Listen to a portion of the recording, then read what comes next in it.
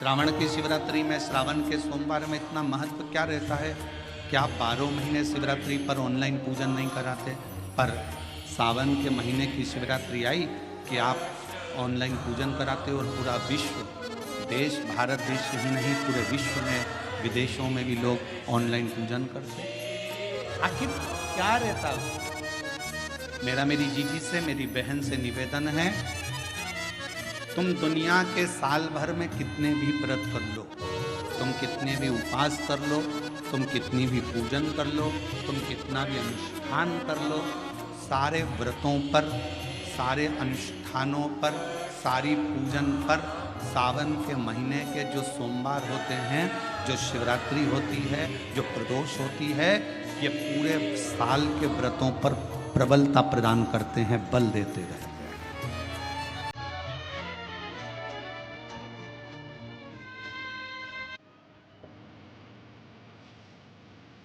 पर निवेदन है, सावन के सोमवार का व्रत करो, पर ऐसा व्रत मत करना कि तुम्हारे व्रत करने से परमात्मा को भी टेंशन हो जाए।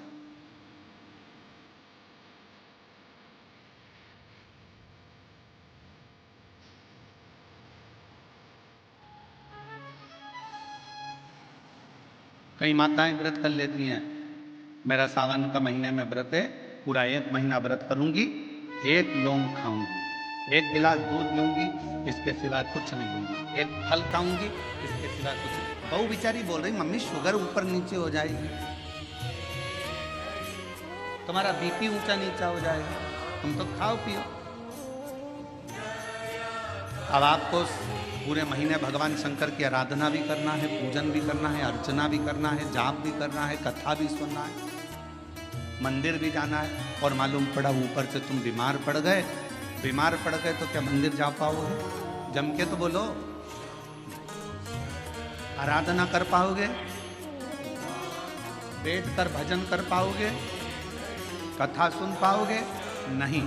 इसलिए व्रत ऐसा करना जिस व्रत में तुमको भी टेंशन नहीं, तुम्हारे परिवार को भी टेंशन नहीं, और भगवान शंकर को भी टेंशन नहीं, किसी को चिंता नहीं, तुम्हारे व्रत करने से किसी को परेशानी नहीं। मालूम पड़े तुम भोजन का त्याग कर दो, इसका त्याग कर दो, उसका त्याग कर दो, सब चीज़ों का त्याग कर दो और बीमार पड़ जाओ, तो शिव महापुराण की कथा कहती है ऐसा ऐसा तब ऐसी साधना किसी को। तुमरुका जी जब कथा कहने के लिए बैठे, चंचुला देवी ने तुमरुका जी से एक प्रश्न किया कि कथा सुनने का नियम क्या? गीता प्रेस गोरखपुर की शिव महापुराण की कथा लेकर आना, उसमें पढ़ना शिव महापुराण कथा महत्तम।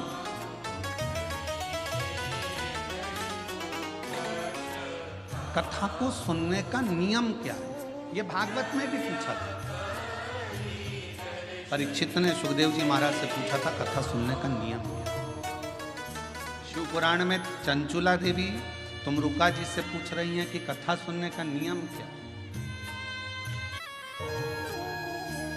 क्या नियम है कथा सुनने का? तो कहा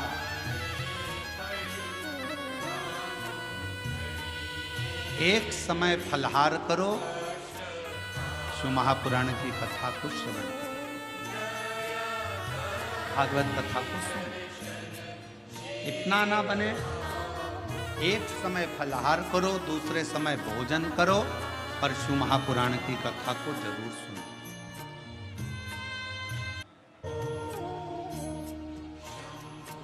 और इतने में भी काम ना चले तो शिव महापुराण की कथा में तुमरुका जी ने चंचुला देवी से कहा दोनों समय भोजन करो, पर शिव महापुराण की कथा जम के बोलो, सुनो नहीं, जरूर सुनो। और यहां तक कहा यदि इतने में भी काम ना चले, दोनों समय भोजन में भी काम ना चले, तो टिफिन लेके कथा में चलो, पर शिव महापुराण की कथा जरूर सुनो। जैसे लोगों की आदत रहती है ना, वो जेब में रखा रहता है, और जैसे ही कथा में उसकी तो आदत हर 1 घंटे में उसको खाना है, मल अब उसकी तो आदत में रहता है, तो कथा में बैठे बैठे विचार करता रहता है, बस जल्दी से महाराज जी भजन गाए। उसको क्या मालूम कि ये शिव पुराण की कथा में इसमें तो एक भजन भी आ जाए तो बड़ा मुश्किल है।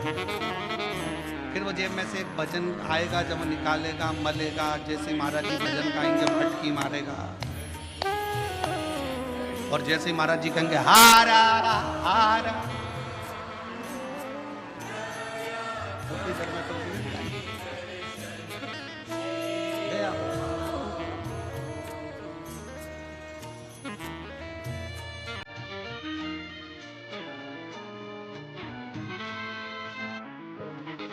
और दबा दुबू के इतनी शांति से बैठा, पड़ोसन को भी लग रहा है कितना अच्छा व्यक्ति, आवाज तक नहीं आ रही है, उसको क्या मालूम मुंह में फंसा पड़ा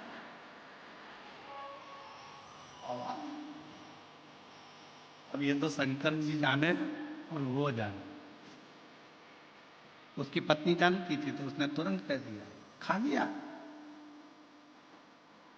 झूठ बोल रहे, हम मेरी कसम, कथा चली रही और दोनों एक दूसरे की कसम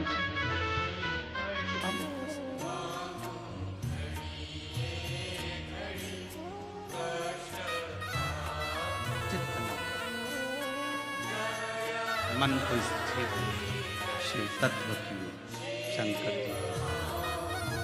और ये 10 इंद्रियां को संयम करना सरल है, पर 11वें नंबर की जो इंद्रिय है मन, इसको संयम करना बहुत कठिन। ये मन बड़ा चंचल है, कैसे तेरा भजन करूं, जितना इसे समझाऊं तो